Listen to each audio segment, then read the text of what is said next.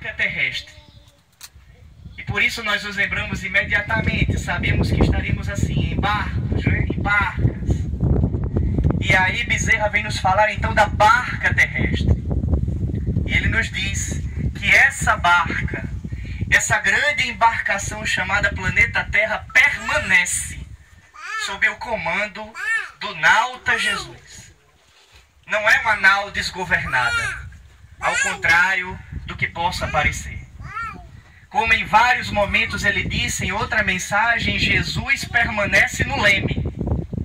Da mesma maneira que os queridos amigos aí, conduzindo as duas embarcações, permaneceram no leme, nos trazendo até esse porto onde nós paramos para refletir sobre o Evangelho. A grande embarcação terrestre tem um comandante. E Jesus permanece ditando os nossos rumos. E nos fala então Bezerra de Menezes: na sua marcha inexorável irá aportar no país da regeneração. Uma mensagem de muito otimismo que mostra pra gente isso, meus caros amigos, minhas caras amigas, não podemos duvidar. E lógico, uma paisagem como essa favorece muito para que os nossos corações se recarreguem com essa certeza, e é a certeza da presença de Jesus juntamente conosco. Algo muito forte dentro da proposta espírita. Tanto que os queridos amigos nos auxiliaram nessa manhã a manter um contrato que nós firmamos com Jesus. E eu tenho divulgado esse contrato assinado com o Mestre, não por necessidade dele, mas por uma necessidade muito grande nossa, que a gente divulga na expectativa de formar novos signatários.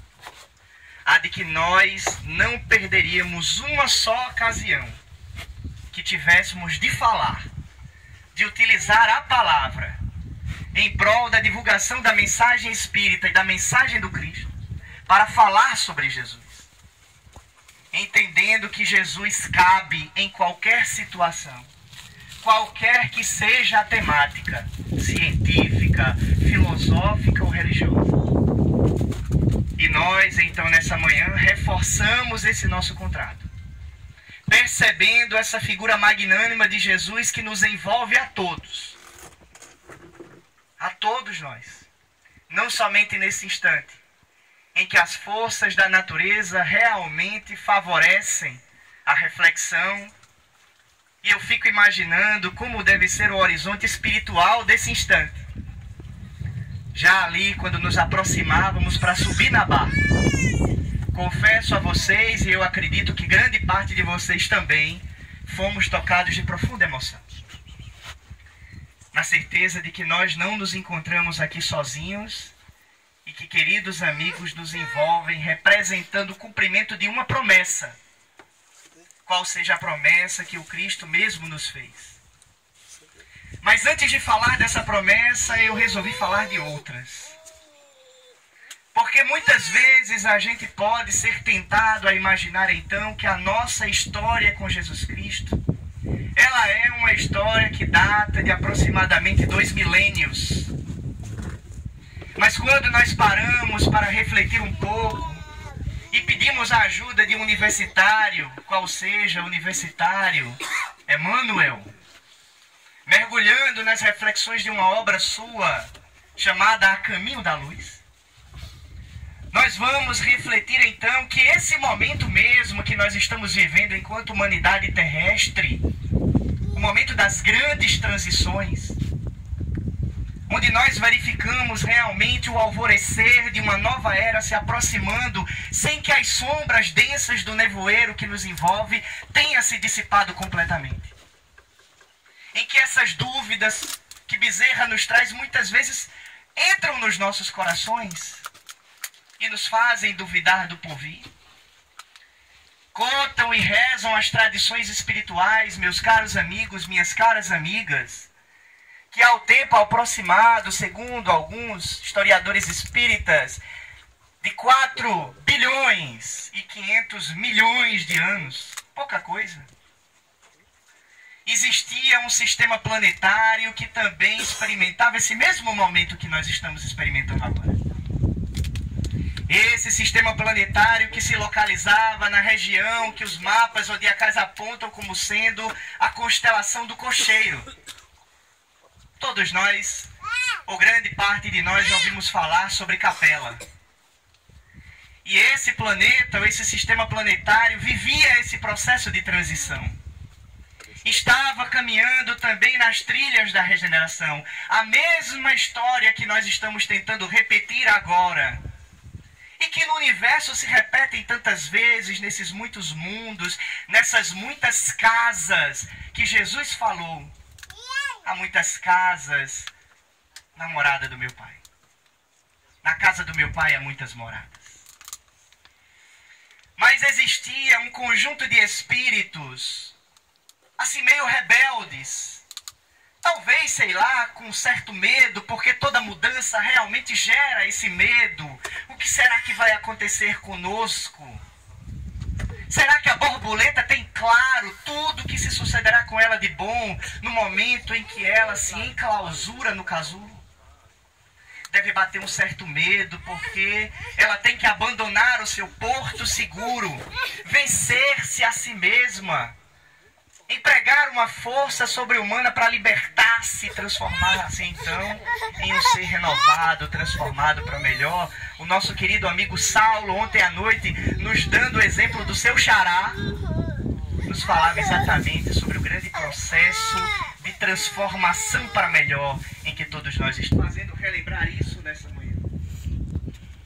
Porque esses espíritos, eles vão participar de uma reunião que vai marcar também a tradição espiritual que nos envolve.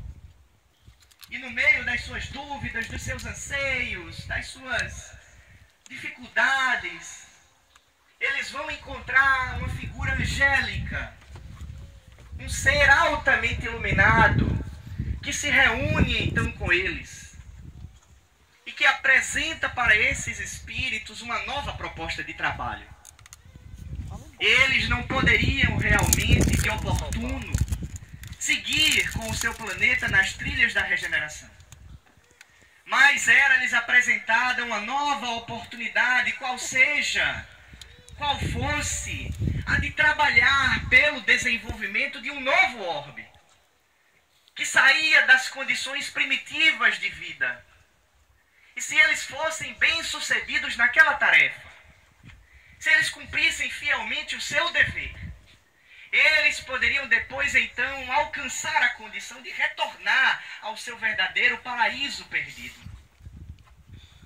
E é exatamente para essa nossa embarcação, não essas que nos envolvem, mas a grande embarcação terrena, é a grande embarcação terrena que vai receber esses verdadeiros e já tão conhecidos exilados de Capela. Mas eis que, no momento final, aquele que era um verdadeiro ser representando a luz coagulada na forma de uma individualidade celeste, um anjo, um verdadeiro anjo tutelar, percebendo talvez o medo, quem de nós não teria? As dúvidas, e ao mesmo tempo toda a melancolia de se verem separados de entes queridos muitas vezes, do seu verdadeiro paraíso, repetimos, eis que uma promessa se faz cumprir. E essa nobre entidade, então, olhando profundamente no seu amor para cada um daqueles seres, lhe faz uma promessa. Quando vocês precisarem, no momento em que de repente talvez vocês esquecerem do rumo a seguir, eu me farei presente juntamente a vocês. Estarei junto contigo nas lutas terrestres, para que vocês possam relembrar tudo aquilo que precisam fazer, para que vocês possam relembrar aquilo que eu espero que vocês desenvolvam no sentido de transformar esse novo mundo também num verdadeiro paraíso. E nas mentes e nos corações daqueles seres, então, esse momento se eternizou. E eu pergunto, não se sucederia o mesmo conosco? Ou será que nós não estávamos lá? E aí então, quando esses espíritos chegam ao orbe terrestre, eles guardam essa reminiscência. É algo que não se esquece. É um momento sublime na existência de um ser. Esse contato direto com o verdadeiro anjo tutelar. Ah, quando o Filho do Homem vier. Quando ele vier. E se puseram então a esperar pela vinda do Messias, cantada em verso e prosa por escritores, pensadores, poetas. Todos então lançaram-se pelas suas reminiscências, por aquilo que estava nos seus corações, a esperar pela vinda desse verdadeiro Messias, o Salvador, aquele que resgataria as suas almas, que os salvaria. Quando o Filho do Homem vier, quando ele vier. E passam-se então os anos, as décadas, os séculos, e cada um desses seres envolvem-se nas suas lutas, nos seus trabalhos, nos testemunhos. Alguns conseguem ser mais rápidos na sua trajetória de retorno, outros nem tanto. Quem sabe, talvez alguns outros ainda se estejam demorando por essas plagas terrestres. Mas eis que, há 2000 anos aproximadamente, percebendo exatamente que talvez os seus tutelados realmente estavam perdendo o rumo, que estavam precisando realmente de uma injeção de ânimo, esse verdadeiro ser de luz decide, por amor, retornar ao cenário das lutas terrestres, descer da sua condição de ser que habitava as mais nobres regiões da espiritualidade, regiões essas, meus amigos, minhas amigas, que nós não temos condições nem de perceber. Não há analogia que nós possamos fazer. Mas eis que ele decide vir ao cenário das lutas terrestres, adensar a sua condição espiritual elevada, penetrar de certa forma mesmo nesse verdadeiro pântano, tal qual essa região que nós nos aproximamos, para que aquela promessa que foi feita lá nas regiões superiores, quando ele encaminhava aqueles espíritos, pudesse se concretizar. E aí então, há mais ou menos 2000 anos, retorna ao nosso planeta essa figura que eu fui tentando fazer um suspense, mas vocês já sabem muito bem de quem eu estou falando.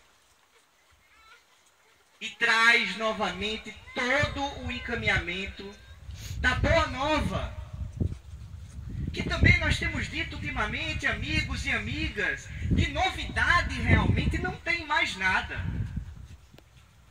Não há nada de novidade na mensagem do Cristo.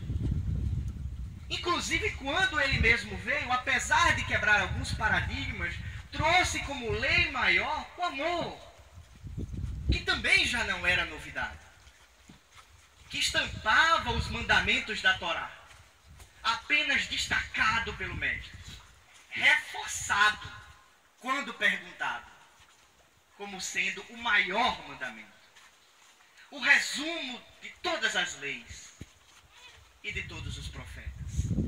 Porque antes mesmo do Cristo, muitos outros emissários seus